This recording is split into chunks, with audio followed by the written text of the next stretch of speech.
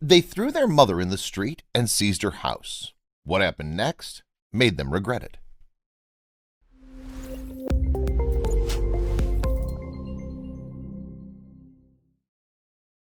But before we start, please take a moment to give this video a like, subscribe to Happy World, and hit the bell so you'll never miss these great stories.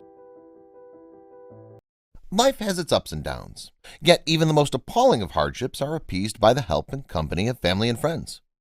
But what if it's those whom we loved and have always made sacrifices for are the ones who put us in those dire situations? Not only betray our love and trust, but they also hit us when we're down. Today's story about a woman who received shock of her life in the most horrendous way, yet destiny was hiding a surprise that surprised everyone. The hero of our story is a woman named Berta. Growing up in a poor family, Berta started working at the age of 8 to help her mother with raising her 7 siblings after her father mysteriously disappeared without any initial warning. The hard-working little girl ran errands for the neighbors, did laundry for them, and even looked after their children for menial sums of money that helped the family stay afloat. As a teenager, Berta landed a household job as a maid, and it was there where she met Carlos, the gardener, and fell in love with him. Eventually, the couple got married in a small ceremony, and the 16-year-old girl moved in with her husband. The newlywed woman stayed at the humble home where she took care of her mother-in-law. Years passed by, and the young couple were blessed with their first child, Rodolfo. And a couple of years later, Berta gave birth to their second son, Andre. The couple were living happily despite their poverty. They applied for a mortgage to buy a house of their own, yet they were denied.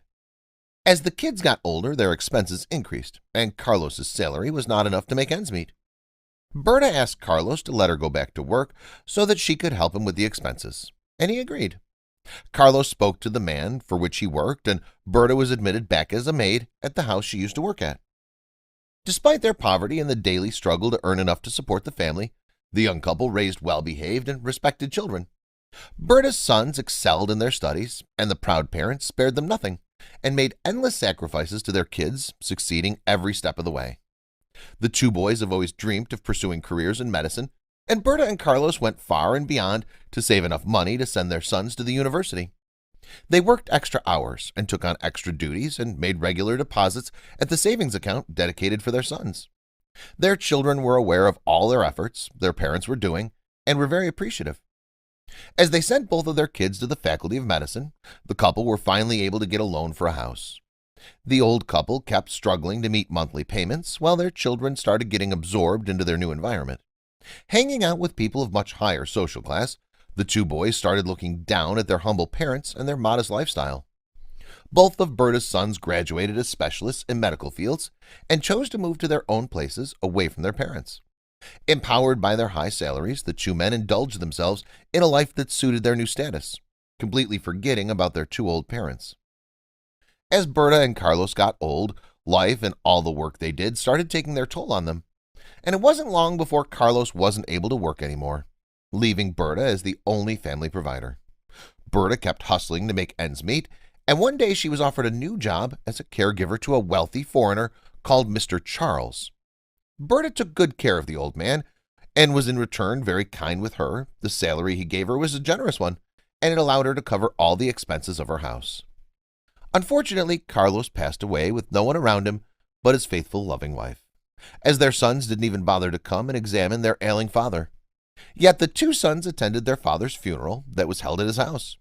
The two men who didn't visit their parents for years were impressed by the property and the improvement Berta and Carlos made to the house.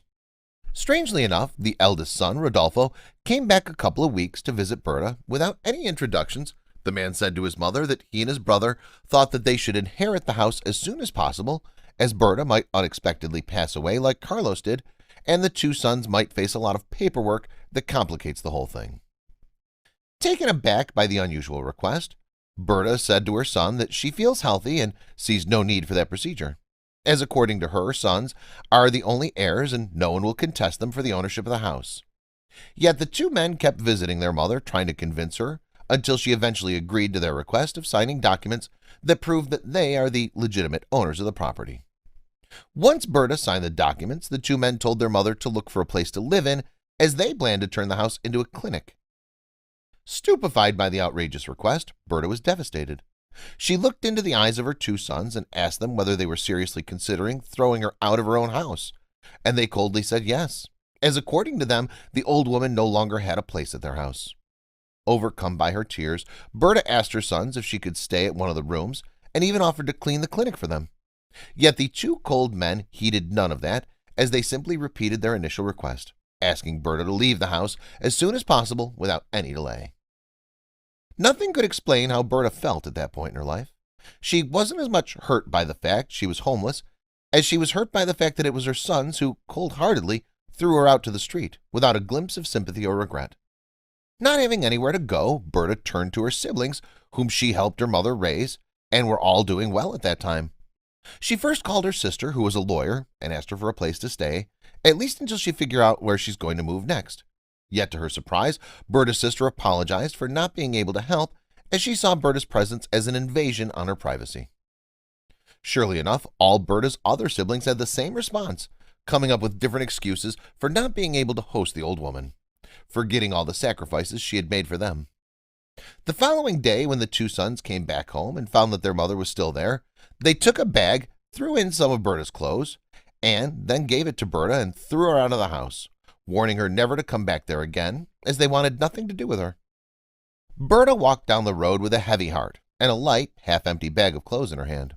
She walked aimlessly, crying and recalling all the sacrifices she made to get her sons and siblings to where they were at one point, and how they forgot all that in a second once she wasn't beneficial to them anymore. As the day went by and the night was approaching, Berta went to a homeless shelter, where she met the responsibilities and told them her story. Feeling sorry for the heartbroken old woman, the shelter manager admitted Berta in and assured her that she would always find accommodation and food at the shelter. Berta stayed at the shelter and continued working at Mr. Charles' house to provide for herself. The old man noticed that Berta wasn't being herself, and when he asked her what was wrong with her, the woman broke down in tears and told him her tragic story. The elderly millionaire felt sorry for Berta and even offered her a bedroom in his house. Yet Berta declined the offer, not wanting to disturb him. 3 months passed by, and Berta spent the days at Mr. Charles' house working and returning to the shelter in the evening, where she spent her nights and weekends. One morning, as Berta was heading to Mr. Charles' house to work as usual, she found out that the man had passed away.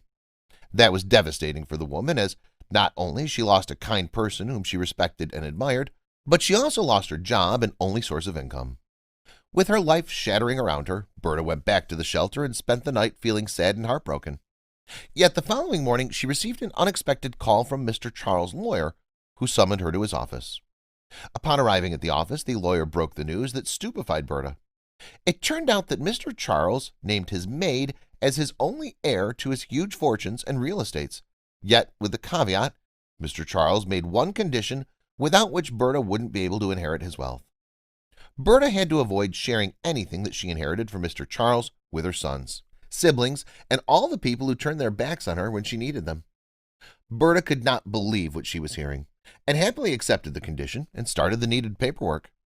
The first thing she did after all Mr. Charles' properties were transferred to her, she went to the homeless shelter she stayed at and told the responsibilities she wanted to renovate the place, and that from then on the shelter would never lack food, medicine, or other supplies. The news of the woman who became a millionaire overnight didn't remain a secret for long after local media learned about it. As you might expect, the news reached Berta's sons, who immediately rushed seeking out their mother. When they finally reached her, they threw themselves at her feet, expressing their regret and remorse over what they did, and how they didn't mean any of that. Berta looked both of them in the eyes and told them that they ceased being her family the day they forgot all the sacrifices she made for them and threw her out of her house. She explained to them her only family were the people at the homeless shelter who welcomed her when she needed them most. After that, she asked the two men to immediately leave and never come to see her again, despite their tearful pleas. Not long after her sons left, Berta was surprised by a visit from her siblings, who refused to host her even temporarily. Berta told them that the blood bond that related them ended the day they chose to see their older sister, who sacrificed her youth for them, thrown at the street rather than helping her. Berta spent the rest of her life and her newly found wealth helping as many homeless people as she could, and engaging in charity projects in an endeavor to give back to those who reached their hands out for her when she needed them, without asking anything in return. Love is synonymous with unconditional giving, and when those who sacrifice their lives for us are in need, It's our turn to take them in and make the needed sacrifices to see them happy and well. Thank you for watching. If you liked the video, don't forget to leave a thumbs up and tell us what you think about it in the comment section below.